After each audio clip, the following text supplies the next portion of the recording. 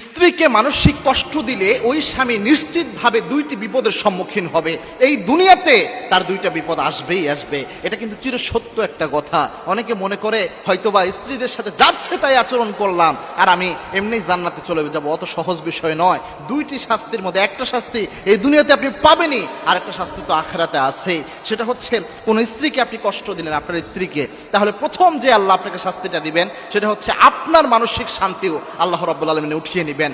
স্ত্রীকে মনে আঘাত করা, কষ্ট দেওয়া, এটা খুব মারাত্মক একটা অপরাধ প্রিয় ভাই। আল্লাহর হাবিব সাল্লাল্লাহু আলাইহি ওয়াসাল্লাম নিজের সবচেয়ে ভালো আচরণটা তার পরিবারের সাথে দিতেন, এবং কি আল্লাহর হাবিব সাল্লাল্লাহু আলাইহি ওয়াসাল্লাম স্ত্রীদের ব্যাপারে বলতেন রিফকান বিল কাওয়ারির, স্ত্রীদের সাথে নরম আচরণ করো। এবং কি আল্লাহ রাব্বুল আলামিন এই স্বামী স্ত্রীর সম্পর্কটাকে বলেছেন লিতাসকুনু ইলাইহা, একজন আরেকজনের কাছ থেকে মানসিক প্রশান্তি পাবে।